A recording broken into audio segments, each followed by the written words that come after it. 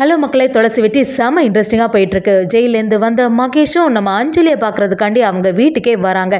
இதை கொஞ்சம் கூட எதிர்பார்க்காத அஞ்சலியும் எதுக்கு இப்போ தேவையில்லாமல் இந்த இடத்துக்கு வந்த, நான் தான் உன் கூட வாழ விரும்பலைன்னு சொல்லியாச்சுல அப்படின்னு சொல்லும்போது, நீ ஒரு சைக்கோ அப்படின்னு அஞ்சலி சொல்கிறாங்க. அதை கேட்டோன்னே மகேஷும் என்ன ஒருத்தங்க மேலே அளவுக்கு அதிகமாக அன்பு வைக்கிறதுக்கு பேர் தான் சைக்கோவா? உன் மேலே நான் எவ்வளோ அன்பு வச்சுருக்கேன் தெரியுமா அப்படின்னு சொல்கிறாங்க. அதை பார்த்துட்டு இருந்த வெற்றி செம அதிரடியை வந்து மகேஷை எதிர்த்து நிற்கிறாங்க. ஃபர்ஸ்ட் டைமாட்டி இவங்க 2 பேருக்குள்ள சீன் வருதுன்னே சொல்லலாம். அவங்க வந்து அஞ்சலியோட குடும்பத்துக்கு சப்போர்ட்டிவாக நிற்கிறாங்க. இதனால கோர்ட்டில் போய் பார்த்துக்கலான்னு சொல்லிட்டு அவங்க 2 பேரும் சேர்ந்த மாதிரி அந்த இடத்துக்கு வராங்க. அங்கே டைவர்ஸுக்கான எல்லா ப்ரொசீஜரும் நடந்துட்டு இருக்கும்போது நம்ம அஞ்சலி கிட்ட கேட்குறாங்க, உங்ககிட்ட ஏதாவது ஆதாரம் இருக்கான்னு சொல்லிட்டு. அந்த லாயர் கிட்ட நம்ம அஞ்சலியும் பாட்டியை குடும்பப்படுத்தக்கூடிய சிசிடிவி ஃபுட்டேஜ் எல்லாம் இருக்கு, அதை கொண்டு காட்டுறாங்க. அதே சமயத்துல நம்ம மகேஷ் ஒரு அதிரடியா ஒரு முடிவு எடுக்கிறாங்க. ஏன் சார்பாட்டு அஞ்சலிக்கு ரொம்பவே நெருக்கமான ஒரு ஆள் வந்து சாட்சி சொல்ல போறாங்கன்னு சொல்லிடுறாங்க. அதே சமயத்தில் அது சிவராமனா இருக்கக்கூடிய வாய்ப்பு அதிகமாக இருக்குது. வீடியோக்குள்ள போகிறதுக்கு முன்னாடி நம்ம சேனலுக்கு சப்ஸ்கிரைப் பண்ணிடுங்க. அப்படியே பக்கத்தில் இருக்க பெல் ஐக்கனும் கிளிக் பண்ணிடுங்க. அப்போ தான் நான் போடுற வீடியோலாம் உங்களுக்கு நோட்டிஃபிகேஷனாக வரும்.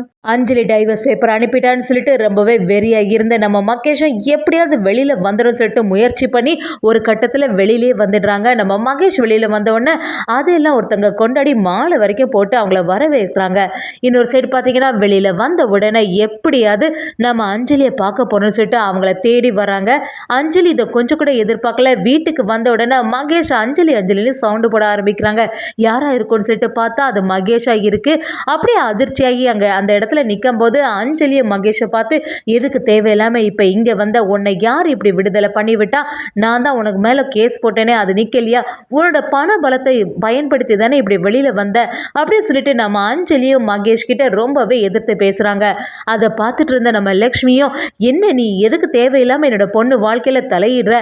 நீ தான் வேண்டான்னு சொல்லிட்டு என்னோட பொண்ணு முடிவு பண்ணி டைவர்ஸ் பேப்பர் வரைக்கும் உனக்கு அனுப்புனால, அதுக்கப்புறம் எதுக்கு தேவையில்லாமல் இந்த வீட்டுக்கு வந்தேன்னு கேள்வி கேட்கும்போது அந்த இடத்துல மகேஷும், ஏன் அஞ்சலி நீ என்னை புரிஞ்சுக்காம இருக்க? நான் உன் மேலே எவ்வளோ அன்பு வச்சிருக்கேன்னு தெரியுமா? எல்லாரும் சொன்னாலும் அதை கேட்கவே செய்யாத, உனக்குன்னு தெரியாதா? உன்னை எப்படி நான் ராணி மாதிரி பார்த்துக்கிட்டேன். அப்படிப்பட்ட வாழ்க்கையை விட்டுட்டு இப்படி வந்து இருக்கிறியா அஞ்சலி? தயவு செய்து நம்ம குழந்தைய பற்றி யோசிச்சு பார்த்தியா? இனிமேல் நம்ம குழந்தைய நல்லபடியாக வளர்க்கலாம் அஞ்சலி அப்படின்னு சொல்லும்போது அஞ்சலி அந்த இடத்துல, நான் கண்டிப்பாக இப்படி ஒரு சைக்கோவை திருப்பி என் ஏற்று பேசிட்டு உன் கனவுல கூட நினைக்காத, கண்டிப்பாக என் குழந்தைக்கு நீ தான் அப்பான்னு சொல்லி வளர்க்கவே மாட்டேன் அப்படின்னு சொல்லும்போது நம்ம மகேஷும், என்ன அஞ்சலி புரிஞ்சுக்காம பேசிகிட்டு இருக்க, உன் மேலே நான் எவ்வளோ பாசமாக இருக்கேன் தெரியுமா அப்படின்னு சொல்லும்போது நம்ம அஞ்சலி, இதெல்லாம் பாசம் இல்லைடா, நீ ஒரு பெரிய சைக்கோ அப்படின்னு சொல்லும்போது, என்ன அளவுக்கு அதிகமாக பாசம் வச்சு அதை சைக்கோ நான் சொல்லுவேன் அஞ்சலி, கொஞ்சமாவது புரிஞ்சுக்கோ, வேற யாராவது சொல்கிறது எதுவுமே கேட்காத அப்படின்னு சொல்லும்போது நம்ம லக்ஷ்மியும், இதுக்கு மேலே இருந்தால் வேறு பெரிய பிரச்சனை ஆகிட போகுதுன்னு சொல்லிட்டு பயந்து நம்ம வெற்றிக்கு கால் பண்ணிடுறாங்க. கரெக்டாக நம்ம மகேஷ் எதிர்த்து எல்லாரையும் பேசிட்டு இருக்கும் போது நம்ம வெற்றி செம அதிரடி அந்த இடத்துல வராங்க. ஃபர்ஸ்ட் டைமாக நம்ம வெற்றி மகேஷை எதிர்த்து நிற்கிற சீன் இதுதான் சொல்லலாம். அதே சமயத்தில் நம்ம வெற்றி செமையாக வந்து அந்த இடத்துல சொல்கிறாங்க, அதான் அவங்க பிடிக்கலைன்னு சொல்லிட்டாங்கல்ல, அதுக்கப்புறமா எதுக்கு இங்கே வந்து தொந்தரவு பண்ணிகிட்ருக்க? ஒன்று தான் ஜெயிலில் ஒப்படைச்சிருந்தில்ல, அதுக்கப்புறம் அங்கேருந்து எஸ்கேப் ஆகிட்டு வந்துட்டியா அப்படின்னு கேட்குறாங்க. அதுக்கு மகேஷும், உன் வேலையை பார்த்துட்டு நீ நிற்போ, இது எனக்கும் என்னோட ஒய்ஃப் அஞ்சலிக்கும் உள்ள விஷயம் அப்படின்னு சொல்லும்போது அஞ்சலி அந்த இடத்துல தடுத்து நிறுத்துறாங்க. என்னடா நான் தான் நீ வேண்டான்னு சொல்லிட்டு டைவர்ஸ் எல்லாம் கொடுத்தாச்சுல, அதுக்கப்புறமா எதுக்கு மறுபடியும் என்னை தொந்தரவு பண்ணிட்டு இருக்க அப்படின்னு சொல்லும்போது மகேஷும், இல்லை நான் உன் கூட தான் சேர்ந்து வாழுவேன், உன் கூட தான் நான் இருக்க போறேன்னு சொன்னதும் நம்ம ஆஞ்சலி, எதுனால நீ கோர்ட்டில் வந்து பார்த்துக்கோ, கோர்ட்டில் என்ன முடிவு எடுக்கிறாங்களோ அதுக்கு படியே நம்ம நடப்போம்னு சொல்லி விட்டுறாங்க. மகேஷ் அந்த வீட்டை விட்டு போகிற மாதிரி இல்லை, வெற்றிய செம அதிரடியா, இதுக்கு மேலே இந்த இடத்துல இருந்தேன்னா அதுக்கப்புறம் உன்னை உண்டு இல்லைன்னு பண்ணிடுவேன்னு சொல்லிட்டு மிரட்டி அனுப்புகிறாங்க. வெளியில் வந்த மகேஷும் ரொம்பவே டென்ஷனாக இருக்காங்க. எப்படியாவது இந்த அஞ்சலிக்கு டைவர்ஸ் கொடுக்கக்கூடாது, நம்ம 2 பேரும் சேர்ந்து தான் வாழ போகிறோம் அஞ்சலி அப்படின்னு நினைக்கிறாங்க.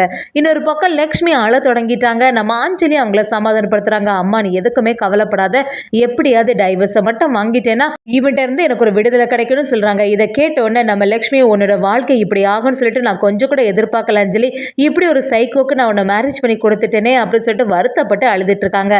இன்னொரு பக்கம் நம்ம துளசிக்கு இந்த விஷயம் எல்லாம் தெரிய வருது. துளசியும் நம்ம லக்ஷ்மி கிட்ட, அம்மா நீ எதுக்குமே கவலைப்படாத, அதான் நாங்கள் இருக்கோம்ல, கண்டிப்பாக டைவர்ஸை அப்ளை பண்ணியிருக்கல, எந்த பிரச்சனையும் ஆகாதுன்னு சொல்லிடுறாங்க. நம்ம அஞ்சலி அவங்க லாயரை பார்த்து, இப்படி அவன் மகேஷ் வெளியில் வந்துட்டான், அது மட்டும் இல்லாமல் அவன் நேராக வீட்டுக்கு வந்து மிரட்ட ஆரம்பிச்சிட்டான், என்னால் இதுக்கு மேலே அவன் கூட ஒரு நாள் கூட வாழ முடியாது, எப்படியாவது எனக்கு டைவர்ஸ் வாங்கித்தாங்க மேடம் அப்படி சொன்னதும் அவங்களும் சரி உங்களுக்கு ஏதாவது ஒரு எவிடன்ஸ் இருக்கா? இந்த மகேஷ் உங்கள கொடுமைப்படுத்தின மாரி உள்ள ஏதாவது ஒரு எவிடன்ஸ் இருந்துச்சுன்னா, அத வச்சு தான் பேச முடியும்னு சொல்றாங்க. அத கேட்ட உடனே நம்ம அஞ்சலியும் சரி நம்ம வந்து மகேஷ் பாட்டிய கொடுமைப்படுத்தின சிசிடிவி ஃபுட்டேஜ்லாம் என்கிட்ட லேப்டாப்ல தான் இருக்கு. அதெல்லாம் கொண்டு காட்டலாமா மேடம்னு கேட்கும்போது, ஆமா அத வச்சு அவன் சரியான சைக்கோன்னு சொல்லலாம். அதனால அந்த ப்ரூஃப் எல்லாமே எடுத்துட்டு வாங்கன்னு சொல்லிடுறாங்க. அஞ்சலி அதுக்காக எல்லாத்தையுமே ரெடி பண்ணி வைக்கிறாங்கன்னு சொல்லலாம். இன்னொரு சைடு பார்த்தீங்கன்னா, கோர்ட்ல 2 பேரையும் விசாரிக்க ஆரம்பிக்கிறாங்க. நம்ம மகேஷ பத்தி கேட்கும்போது, எனக்கு அஞ்சலினா ரொம்பவே உயிரு.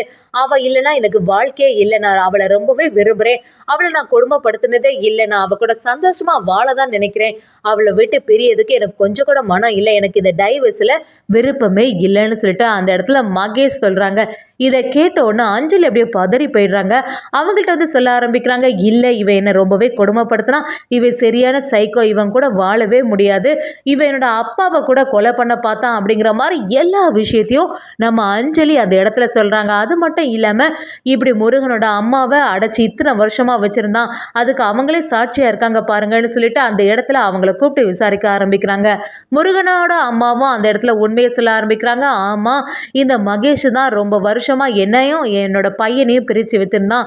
நான் கொஞ்ச நாளாவே இந்த இருட்டறையில தான் அடைஞ்சு கிடந்தேன் அப்படிங்கிற மாதிரி சொல்றாங்க. நம்ம அஞ்சலியும் ஒரு கட்டத்துல அது மட்டும் இல்லாம இனிமே இவன் கூட நான் வாழவே முடியாது. தயவு செய்து எனக்கு டைவர்ஸுக்கு தந்துருங்க அப்படின்னு சொல்லும்போது, ஆனா மகேஷ் அந்த இடத்துல கதறி அழ ஆரம்பிச்சிடுறாங்க. அப்படியே ஆக்டிங்க கொடுக்க தொடங்குறாங்க. இல்ல நான் அஞ்சலி இல்லாம நான் வாழவே மாட்டேன். எனக்கு அஞ்சலி கூட சேர்ந்து வாழணும். எங்களோட குழந்தை அஞ்சலியோட வயித்துல வளருது. அந்த குழந்தைக்கு நலனுக்காகவாவது நாங்க சேர்ந்து இருக்கணும்னு சொல்லிட்டு அந்த இடத்துல கேட்குறாங்க. லாயரும் நம்ம அஞ்சலிக்கு சப்போர்ட்டா பேச ஆரம்பிக்கிறாங்க. இவங்க அந்த பாட்டியை கூட விடல. வீட்டுக்கு வந்த பாட்டியையும் கீழே தள்ளி விட்டு இப்போ வரைக்கும் அவங்க கோமா ஸ்டேஜ்ல தான் இருக்காங்க. இது எல்லாத்துக்குமே காரணம் அந்த மகேஷ் தான்.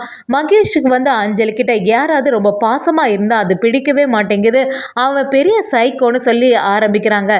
இதை கேட்டுட்டு இருந்த நம்ம மகேஷும் இல்ல கண்டிப்பா நான் வந்து அஞ்சலியை விட்டு கொடுக்குற மாதிரி இல்லை. அவ என் கூட தான் சேர்ந்து வாழன்னு சொல்லிட்டு அவங்களோட வாக்குவாதத்துல பிடிவாதமா இருந்துட்டு இருக்காங்க. அந்த லாயரும் நம்ம அஞ்சலிக்கு ஆதரவாட்டி எல்லா ப்ரூஃபையும் அந்த இடத்துல சப்மிட் பண்றாங்க. அதை பார்த்துட்டு இருந்த அந்த ஜட்ஜும் சரி என்னதான் இருக்குன்னு சொல்லிட்டு எல்லாத்தையும் பார்த்துட்டு இருக்கும்போது மகேஷும் அந்த இடத்துல சொல்ல வராங்க, என் சார்பாட்டு ஒரு சாட்சியை விசாரிக்கணும். அது மட்டும் இல்லாம இது அஞ்சலிக்கு ரொம்பவே நெருக்கமானவங்கன்னு சொல்லிடுறாங்க. இதை கொஞ்சம் கூட அஞ்சலி எதிர்பார்க்கவே இல்லை. அஞ்சலியும் துளசிக்கிட்ட வந்து என்னக்கா இவன் புதுசா சொல்றான், யாரா இருக்கோ நம்ம எதுவுமே தப்பு பண்ணலையே, இவன் எதுக்கு இந்த மாதிரிலாம் சொல்ல ஆரம்பிக்கிறான், எப்படி இருந்தாலும் இந்த மகேஷ் கூட நான் வாழ மாட்டேக்கா, அதுக்கு எப்படியாவது எனக்கு ஒரு உதவி பண்ணுன்னு சொல்லிட்டு நம்ம துளசி கிட்ட அஞ்சலி பேசிட்டு இருக்காங்க.